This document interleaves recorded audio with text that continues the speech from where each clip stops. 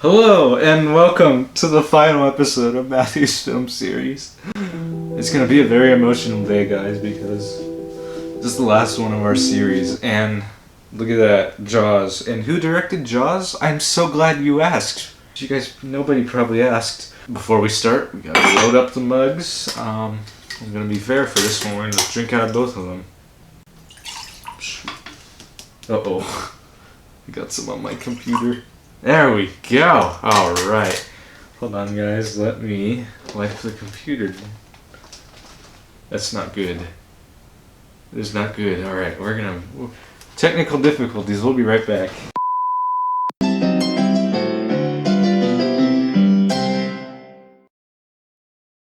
Alright, we're back, guys. I'm so sorry for that. I may or may not have, when I was pouring the water, spilled some in the old computer. That wouldn't be good, because I would have to print this out. You know how awful that would be? Not that awful. Alright, so today's question in our final episode, like I said earlier. Who are some iconic filmmakers and what makes their work iconic? Specifically, I'm going to be talking about Alfred Hitchcock, Stanley Kubrick, and Steven Spielberg. So first, we are going to talk about Mr. Alfred Hitchcock.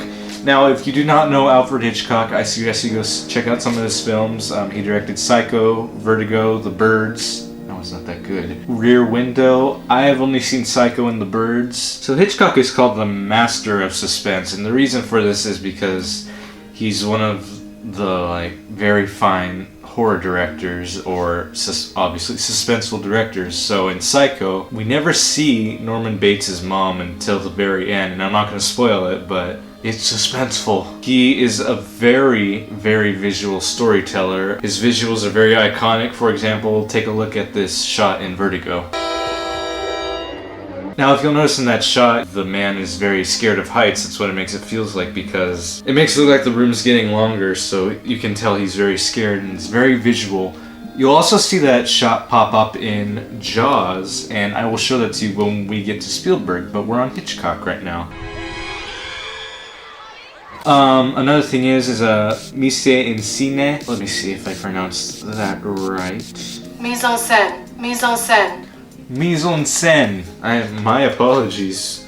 Okay, mise en scène, which is a group of elements that composes a shot. So basically, it's saying that, one shot, you have a bunch of things going on, like characters walking in the background, you have the main subject, maybe another action like a truck going by in the background, I don't know. Basically, all it is a shot that's composed of many shots, and that's something you'll see that pops up again in Spielberg's work. And that definition is from the New York Film Academy, and a more specific example, like Vertigo, again. Something my own dad told me was Hitchcock is good at putting people in certain situations, like how they would act and how they would react to certain things, like Psycho, for example, the lady who first encounters Norman Bates. Obviously, we all know the iconic shower scene. I'm not going to show that in this video because it's a shower scene. But basically, after that happens, she doesn't come back to her hometown, and then her friends and her sister starts wondering what happened to her. So they go and check where she was and everything, and Hitchcock is just really good at showing what's going to happen in a certain event. Alright, our next guy is Mr. Stanley Kubrick. Obviously, he directed The Shining, 2001: A Space Odyssey, A Clockwork Orange. So a majority of Kubrick's films are actually adapted from a book, believe it or not. He's a good adapter, so from book to screen, that's a very hard thing to do, and a lot of directors struggle with that, but Kubrick obviously hits it right. He always gets it right, except The Shining. Apparently Stephen King doesn't like that because it's a completely different thing from the book. And I did watch the Shining TV series, which Stephen King did. It was absolute garbage. Kubrick made it better. He's a good adapter. But it's also the people he writes with. For example, The Shining, Diane Johnson, she was a horror novelist, and she helped him write it out, and it came out good. It's been called the best horror movie of all time, so...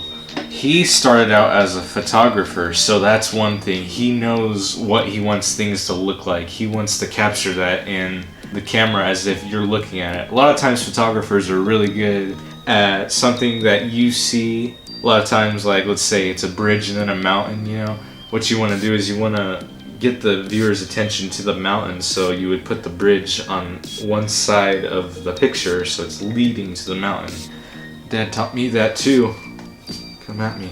He is known for a perspective shot, and it focuses your eye on one thing. So for example, The Shining, at the very end, we see this big room, and then there's like a tiny picture at the end of the hallway, so then the camera starts moving as if you're floating, and it goes right to that picture.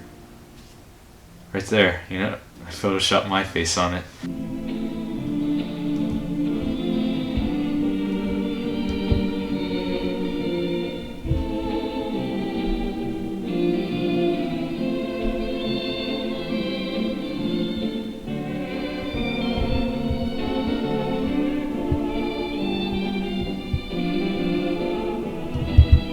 Very funny. Another thing with Kubrick is he fought for creative choice and freedom to make his movies the way he wanted it to be. Kubrick was very well known for being a difficult director to work with because he's a perfectionist. So for example, in Doctor Strangelove, Slim Pickens, when he rides the bomb at the very end, he screamed on the bomb over 100 takes because Kubrick wanted to get it just right. And there's many other examples. For example, The Shining, the door scene took over 3 days to film. This was often because Kubrick wanted to do stuff differently and he wanted to look a specific way. Also, Jack Nicholson was a trained fireman, so he knew how to swing an axe. So they said that he was going through the doors too quickly.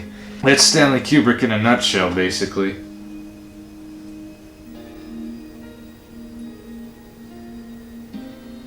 Our final director, Mr. Steven Spielberg. He made Jaws, his first blockbuster. That's what put him on the charts. So what makes Spielberg and his work iconic? Well, Spielberg chooses relatable topics about family. Just like Hitchcock, he puts people in certain situations and deals with like family issues. He chooses relatable topics, just as we discussed in the other episodes. So for example, Jaws, you're seeing a shark attack happen to a town and how the town's reacting. And then when it becomes more personal for a character like Chief Brody, when his son is in shock and almost got killed from a shark, it becomes more personal, and that's when they say, alright, we gotta go after this shark. Another example from Jaws again is when Brody feels defeated at the dinner table until the lightness of his son and the cuteness of his son makes faces at him, and then Brody will do the same thing. So he is very good with family, and we can all relate to family because we all have one. Even if you don't think you have one, you do. Supernatural among normal. Now this is like E.T. Like, again, how would you react if an alien was among Earth? You got the kid that wants to help the alien and thinks she's cute, and then you got the adults who are freaking their minds out because it's not from this earth. He catches us up to speed very quickly. So for example, in Jurassic Park, the opening scenes, he starts with fossils, and we know who the characters are, what they're looking for, why they're looking for these fossils, and basically it sets up the movie like that. We know the premise of the movie, and we're able to pick up very quickly what's going on.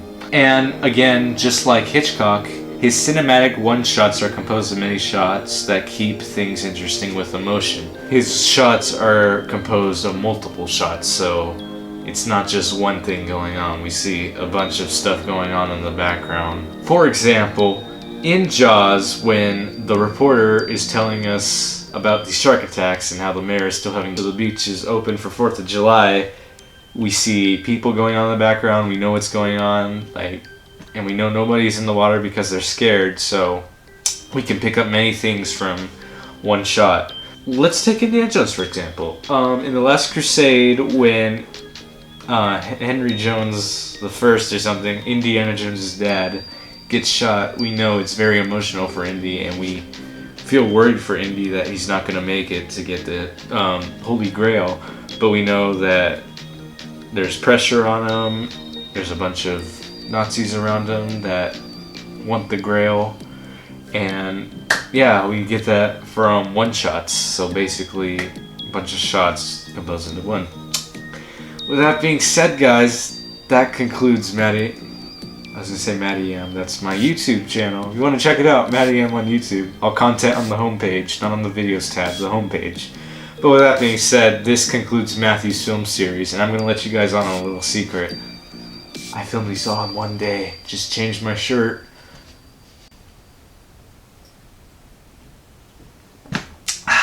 So thank you guys for tuning in to Matthew's film series, and I'll catch you on the flip side, and hopefully we can see each other when this quarantine is up. So stay safe, guys, and have some hope.